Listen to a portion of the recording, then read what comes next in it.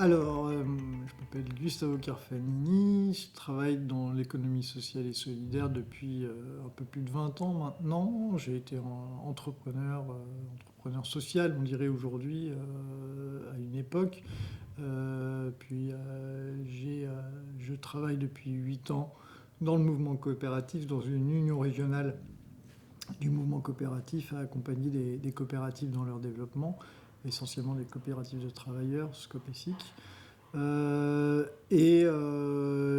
ailleurs, je représente aussi un petit groupe de coopératives, particulièrement du secteur numérique, voilà, qui souhaitent créer un espace de travail mutualisé entre elles.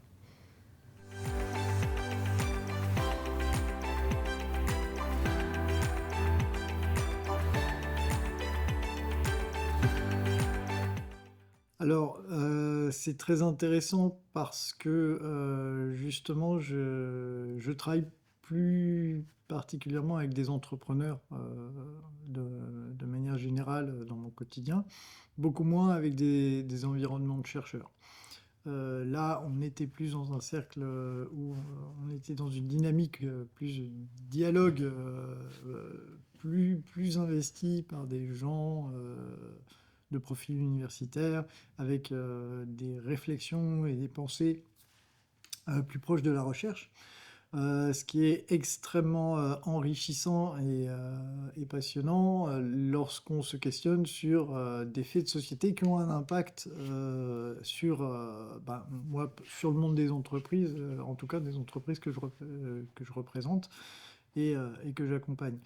Donc de ce point de vue-là, c'était extrêmement riche et en même temps, c'était passionnant de pouvoir constater que on pouvait être aussi apporteur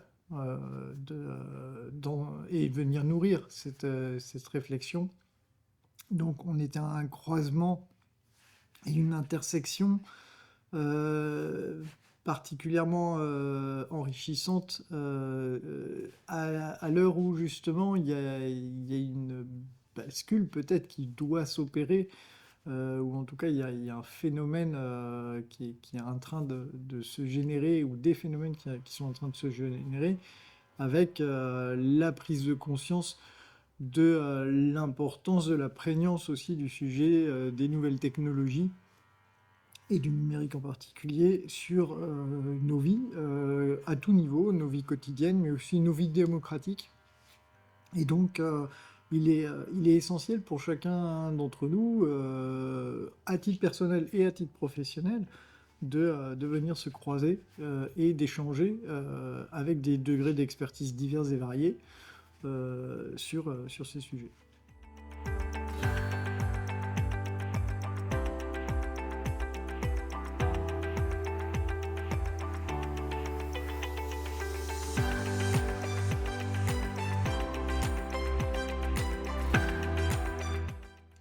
Alors, je connaissais le musée social parce que je l'ai découvert il y a à peu près un an, au cours d'une manifestation qui avait été organisée par le Social Good Accelerator, toujours autour des problématiques numériques, mais plus liées directement à l'économie sociale et solidaire.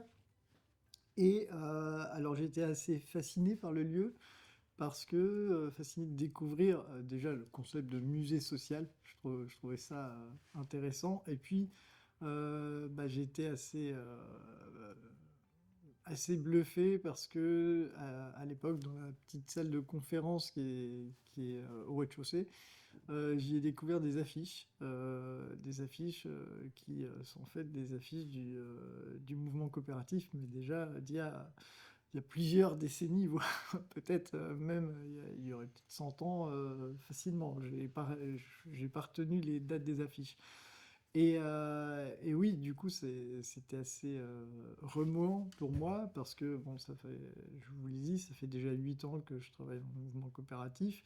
Mais au-delà de ça, quand j'étais entrepreneur social, j'étais sous format coopératif. Donc la coopération, j'y suis tombé bien avant. Et je dirais que la coopération, la découverte de cette forme d'entrepreneuriat, ça a bouleversé ma lecture du monde du travail et du monde de l'entreprise. parce que par ailleurs, moi, étudiant, j'ai été plutôt formé aux grandes écoles et avec cette difficulté de me projeter dans l'avenir en me disant: «Mais comment travailler dans un monde structuré, de cette manière qui ne me ressemble pas?»